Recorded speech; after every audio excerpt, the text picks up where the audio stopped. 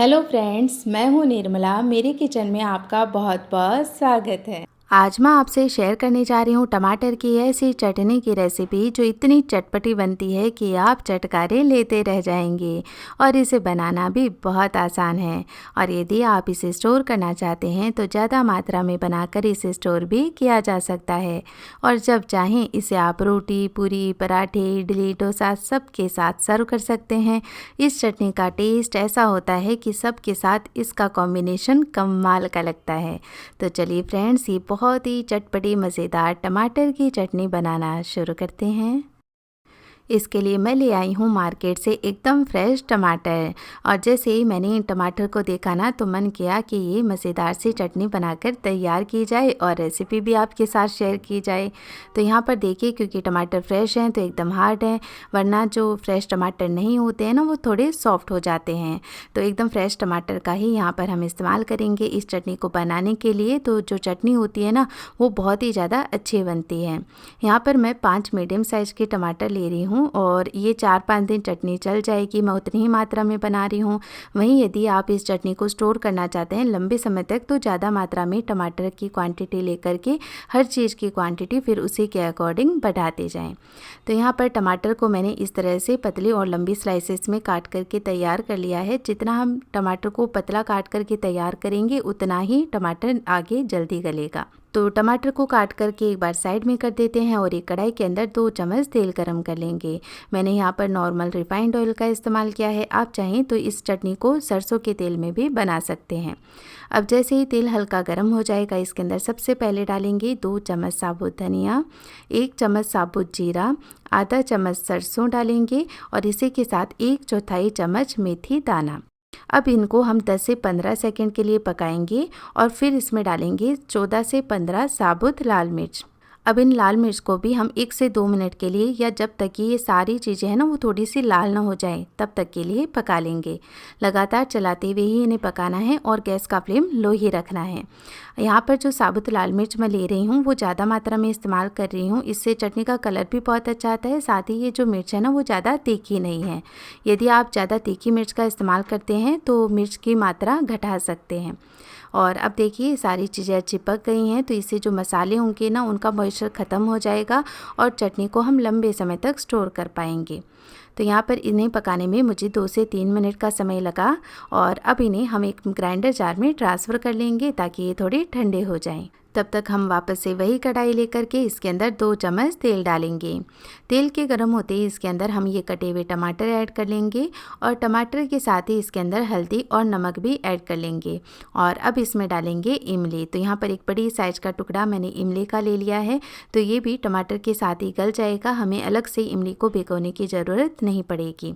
अच्छे से सारी चीज़ों को मिक्स कर लिया है और अब टमाटर और इमली के गलने तक का हम वेट करेंगे। तो कढ़ाई का ढक्कन बंद करके इन चीज़ों को पकाएंगे तो सारी चीज़ें जल्दी से सॉफ्ट हो जाएंगी।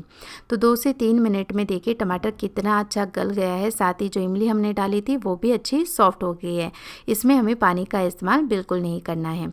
तो अभी ये सारी चीज़ें काफ़ी गर्म है तो इन्हें थोड़ा ठंडा होने देते हैं। तब तक जो हमने मसाले डाल करके ग्राइंडर जार में रखे थे उन्हें ग्राइंड कर लेंगे। इनको हम कोर्सली ग्राइंड कर लेंगे और पहले ही ग्राइंड कर लेंगे तो इजीली जो चटनी होगी ना वो इसमें मिक्स भी हो जाएंगे और ग्राइंड हो जाएंगे। यदि टमाटर डाल करके साथ में पीसेंगे तो जो मसाले होंगे वो अच्छे से ग्राइंड नहीं हो पाएंगे।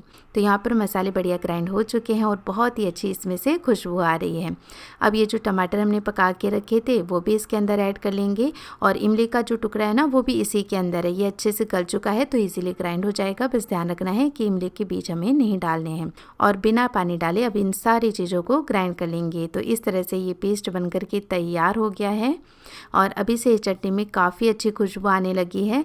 और अभी इस चटनी के ऊपर हम एक तड़का लगाएंगे जिससे ये और भी ज़्यादा टेस्टी हो जाएगी। साथ ही इस चटनी को हम और भी लंबे समय तक स्टोर कर पाएंगे। तो फिर से कढ़ाई के अंदर मैंने 2 चम्मच तेल गरम कर लिया है और तेल के गर्म होते ही अब इसके अंदर डालेंगे हम 1 छोटी चम्मच सरसों। जैसे ही सरसों तड़कने लगेगी इसमें डालेंगे 1 छोटी चम्मच जीरा, इसी के साथ 1 छोटी चम्मच कच्ची चना दाल और 1 छोटी चम्मच डालेंगे कच्ची उड़द दाल और 1/4 चम्मच डालेंगे इसके अंदर हम हींग। इससे बहुत ही अच्छा फ्लेवर आएगा। अब इन मसालों को और दालों को हम कुछ सेकंड के लिए पका लेते हैं ताकि ये थोड़ी क्रंची हो जाए और बढ़िया सा फ्लेवर इनका निकल करके आए। अब इसके अंदर मैं डाल रही हूँ 10 से 12 लहसुन की कलियाँ, जिसे मैंने इस तरह से काट लिया है बारीक टुकड़ों में। तो ये थोड़ी साबुत रहेगी चटनी में, तो खाने में देखने में चटनी बहुत ही बढ़िया लगेगी। और साथ ही 8 से 10 करी पत्ता डाल देंगे और 3 से 4 साबुत लाल मिर्च यहाँ पर भी मैं ऐड कर रही हूँ, तो ये भी आगे चटनी में गल जाएगी, तो इनका भी टेस्ट बहुत ही अच्छा आता है इस तरह से जब हम लास्ट में लाल मिर्च ऐड करते हैं। कुछ सेकंड के लिए मैंने इन्हें पका लिया है, तो बहुत ही अच्छी खुशबू अब तड़के में से आने लगी है। तो अब ये तैयार किया गया ग्राइंडेड पेस्ट इसके अंदर ऐड करेंगे और बस अब इसमें कुछ भी नहीं डालना है, सब कुछ हम डाल चुके हैं। लगातार चलाते हुए इसे हम तब तक पकाएंगे जब तक कि इस चटनी का कलर चेंज ना हो जाए, साथ ही ये ऑयल को सेपरेट ना करने लग जाए। तो इस प्रोसेस में आपको 4 से 5 मिनट का समय लगेगा। मैं हाई फ्लेम रख करके ये सारी चीज़ें पका रही हूँ, तो फटाफट से ये पक करके तैयार हो जाएगी। और जैसे जैसे ये पकेगी देखिए इसका कलर कितना ज़्यादा डार्क हो गया है, बहुत ही सुंदर ये दिखाई दे रही है। और बस ये हमारी चटनी बन करके तैयार है। बस 10 मिनट में आप ये चटनी बना करके तैयार कर सकते हैं। तो बहुत ही अच्छी चटनी बन करके एकदम कम समय में तैयार हो जाती है और आप लंबे समय तक इस चटनी को एंजॉय कर सकते हैं। तो मुझे तो इस चटनी को पराठे के साथ खाना बड़ा ही पसंद है। तो आप ज़रूर से ये चटनी बनाना और किसके साथ इसे आप खाना ज़्यादा पसंद करेंगे ये भी मुझे कमेंट करके ज़रूर बताना। अगर आज की रेसिपी आपको अच्छी लगी हो तो प्लीज़ आप मेरी वीडियो को लाइक करें। साथ ही मेरी ऐसी और भी रेसिपीज़ देखते रहने के लिए चैनल को सब्सक्राइब करना भी ना भूलें। मैं फिर से मिलूँगी आपको एक ऐसी और नई रेसिपी के साथ। तब तक के लिए टेक केयर, बाय बाय।